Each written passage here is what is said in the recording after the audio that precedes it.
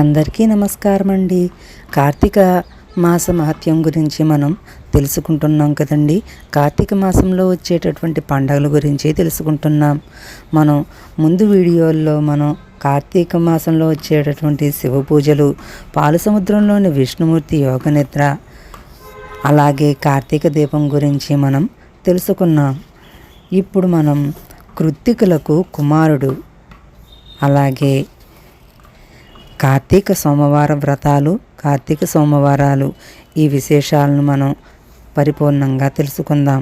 అలాగే 6 నక్షత్రాల పూర్ణిమ గురించి కూడా మనం తెలుసుకుందాం.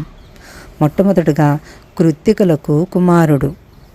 పురాణ గాథలలో రహస్యమైన జ్యోతిష ఆధ్యాత్మిక సూత్రాలు ఇమిడ్చి మన ప్రాచీన ఋషులు కథలుగా సామాన్య ప్రజల్లో నిలిచి ఉండేలా ప్రచారంలో ఉంచారు. అలాంటి గాథలలో కుమారస్వామి పుట్టుక ఒకటి.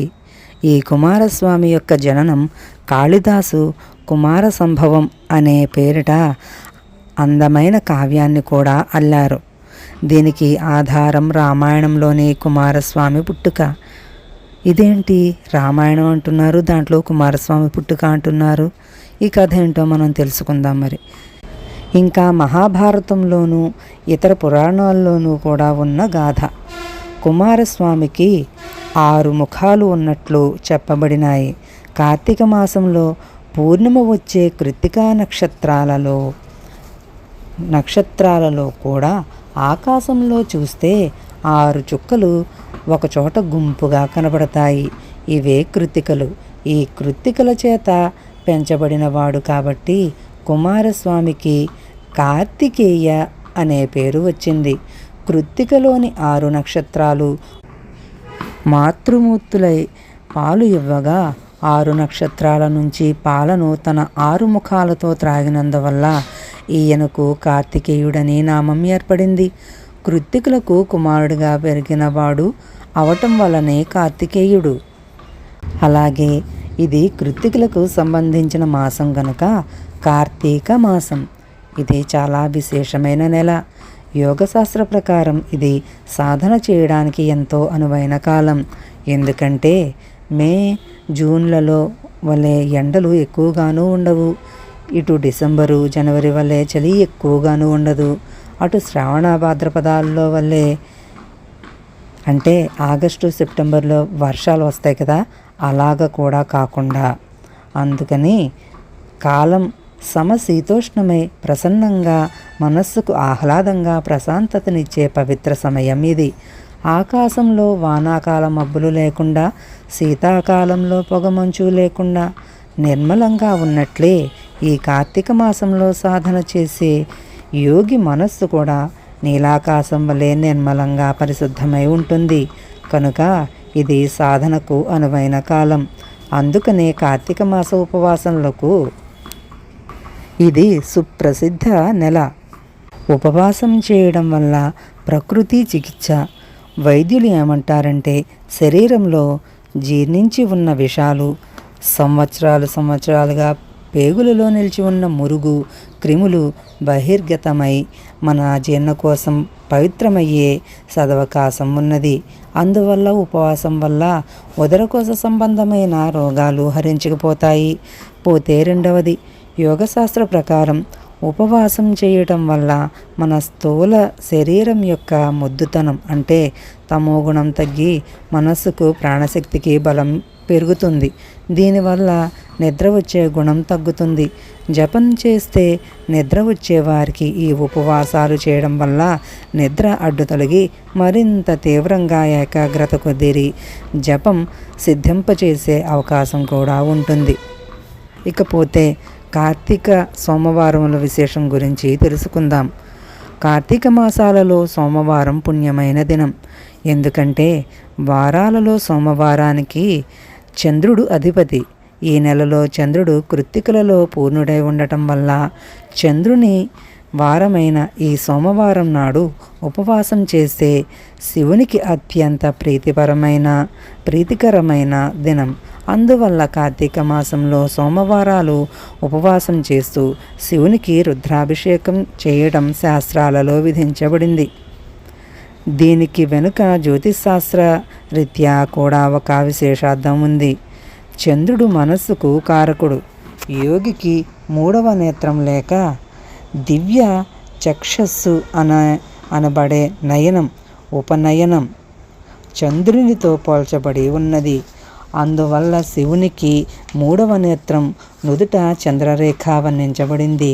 కార్తీక మాసం శివునికి ప్రీతికరమైన మాసం కనుక ఉపనయనంలో గాయత్రి మంత్రోపదేశమైన బ్రహ్మచారులు ఈ కార్తీక మాసంలో తమ సాధనకు తీవ్రంగా కృషి చేయడం వల్ల ఈ మూడవ కన్ను తెరుచుకుంటుంది.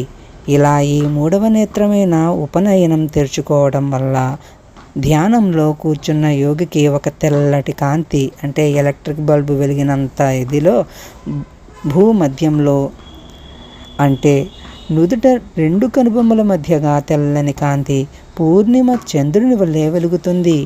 ఈ మూడవ కన్ను తెరుచుకునే అనుభూతిని యోగ పరిభాషలో కార్తీక పూర్ణిమగా వర్ణించారు. దీనికి కారణమేమిటో కూడా మనం పరిశీలిద్దాం.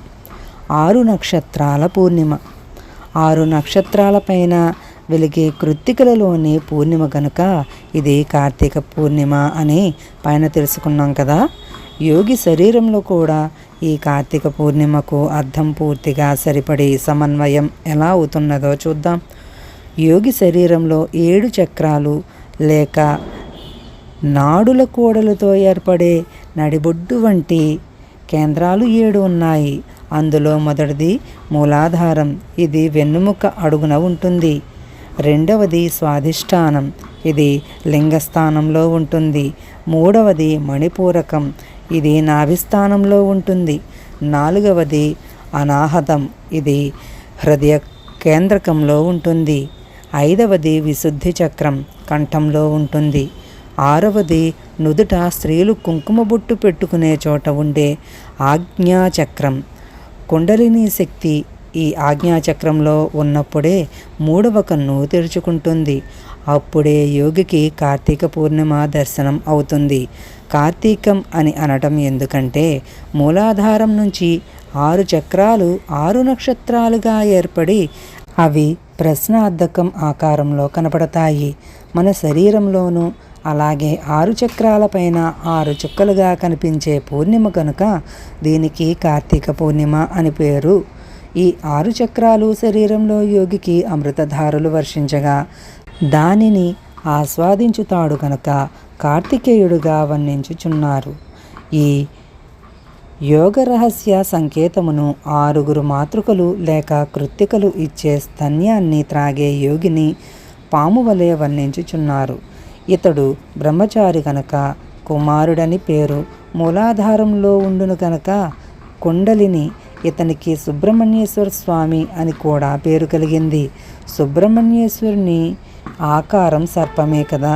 అయితే ఇది బయట తిరిగే పాము కాదు, శరీరంలో మేల్కొని ఉన్న కుండలిని శక్తి. ఇది సూచించడానికే రావి చెట్ల కింద నాగప్రతిష్ఠ చేసిన శిలలపైన పాము తోకపై నిల్చున్నట్లు వేయుటకు కారణం. ఇంతేకాదు ఇంకొక యోగ రహస్యం కూడా ఉన్నది దీని వెనుక. యోగి శరీరంలో కుండలిని శక్తి మేల్కొనే ముందు దానిని తన ప్రాణాయామంతో ప్రబోధించవలెను. కుడి ఎడమ ముక్కులలో ఆడే శ్వాసకు ఇడ పింగళ నాడులని పేరు. ప్రతి నాడి శరీరంలో ఉన్న 6 చక్రాలను తాకుతూ వంకర టింకరగా పోతుంది.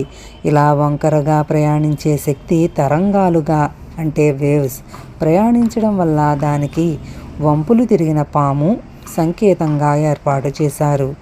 ఈ కుడి ఎడమలనున్న ఇడ పింగళ నాడులు శరీరంలోని 6 చక్రములను ఎట్లు తాకుచున్నవో చూపే చిత్రమే రావి చెట్ల కింద ప్రతిష్ఠ చేయబడిన జంట పాములు.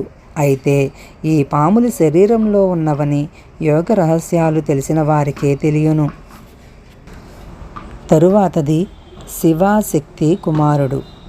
కుమారస్వామి శివునకు పార్వతీ కుమారుడైనట్లు తెలిపే కథలో అనేక ఆధ్యాత్మిక జ్యోతిష రహస్యాలు అల్లికగా ముడివేయబడి ఉన్నాయి. అందుకే ఒకవైపు కుమారస్వామిని శివుని కుమారుడని చెప్పి ఇంకొక వైపు కుమారస్వామి అగ్నిహోత్రుని గర్భంలో పెరిగాడని చెబుతూ మళ్ళీ ఆయనే కృత్తికులకు కూడా పుత్రుడే జన్మించాడని మళ్ళీ కార్తికేయుడు అయ్యాడని చిత్ర విచిత్రాలుగా ఈ కథ చెప్పారు. దీనికి వెనుక కూడా ఒక ఆధ్యాత్మిక రహస్య సంకేతం ఇమిడ్చిపెట్టబడింది. అది ఏమిటో మనం ఇక్కడ తెలుసుకుందాం. కుమారస్వామి శివశక్తుల కలయికల వల్ల ఏర్పడిన వీర్యముతో జన్మించినాడనటంలో యోగరహస్యమైన సాంకేతికత ఇందులో ఇమిడి ఉన్నది. శరీరంలోని మూలాధారం కుండలిని స్థానం. ఇది త్రికోణాకారంగా ఉండి మూలకందం అనే పేరుతో శక్తికి నిలయమై ఉన్నది. ఈ శక్తి ఆదిశక్తి, దుర్గా, కాళీ, భవాని అనే పేర్లతో పిలువబడే శక్తి స్వరూపమైన కుండలినియే. ఈ మూలాధార కుండమునకే హోమకుండమని లేక కులకుండమని పేరు. ఈ కుండము నుంచి ఉద్భవించినదే సతీదేవిగా ప్రభవించిన పార్వతి. ఈ మూలాధారం అంటే త్రికోణం. ఈ త్రికోణంలో జన్మించిన కుండలిని అంటే శక్తి లింగాస్తమైన స్వాధిష్టానంతో చేరినప్పుడు లింగముతో కూడిన శక్తి అగుచున్నది. ఇది ఏ శివశక్తుల యొక్క సమ్మేళనం.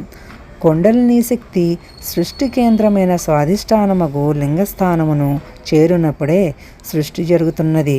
శివునిపై మన్మథుడు బాణం వేయినప్పుడు కుమారుడు జన్మించడంలోని గాథ దీనినే సూచించుతుంది. దీనికి సంకేతంగా ఆలయంలో పూజించే శివలింగమునకు కింద వేరువేరుగా శక్తిస్థానం, శివస్థానంగా 2 ఏర్పాట్లు చేయబడి ఉన్నాయి. శివలింగంలో త్రికోణాకారంగా ఉన్న పానవట్టం శక్తి స్థానమైన త్రికోణం, మధ్య నుండు శివలింగము, స్వాధిష్టానంలో ఉండు లింగ స్వరూపమైన శివుడు. ఈ రెండింటినీ చుట్టుకొని నాగ ఫణములతో ఒక లింగము కప్పబడినట్లు సూచించే నాగుపాము, మూలాధారం నుంచి మేల్కొని పడగలెత్తి బొసకొట్టే కుండలిని శక్తి, ఇదే నాగలింగము అను పేర ఆలయాల్లో పూజింపబడుతున్నది. ఈయన సాంబశివుడు. అంబతో సమేతుడై శివుడు వారికి జన్మించిన వాడే కుమారస్వామి. ఈ మూలాధార శక్తి ఉన్న కారణం చేత ఈ సర్ప స్వరూపుడైన సుబ్రహ్మణ్యునికి శక్తిధరుడని పేరు కలిగినది. శక్తి అనగా కుండలిని శక్తి. ఈ 6 చక్రములను శరీరంలోని పై చెప్పిన చక్రాలు ఛేదించుట వలన 6 తారకలలోనూ రూపంలో ఉన్న కృత్తికా రూపంలో ఉన్న తారక అసురుని కుమారస్వామి సంహరించినట్లు చెప్పిన రహస్యగాథగా వెనుకనున్న ఆధ్యాత్మిక రహస్యం ఇదే. తారకలు ప్లస్ అసురుడు, తారకాసురుడు. శరీరంలో ఈ యోగ రహస్యాలు తెలిసి ఈ కార్తీక మాసంలో మనమంతా ఆహార నియమం కలిగి ఉపవాసాలు చేసి సాధన చేస్తూ యోగశక్తిని పొంది ప్రతి సాధకుని శరీరంలోనూ 6 చుక్కలపైన పున్నమిగా వెలిగే కార్తీక పూర్ణిమ చంద్రుని మన భ్రూమధ్యంలో దర్శించి 7 వెలుగుల జ్యోతిని వెలిగించి నిజమైన దీపావళి జరుపుకుందాం.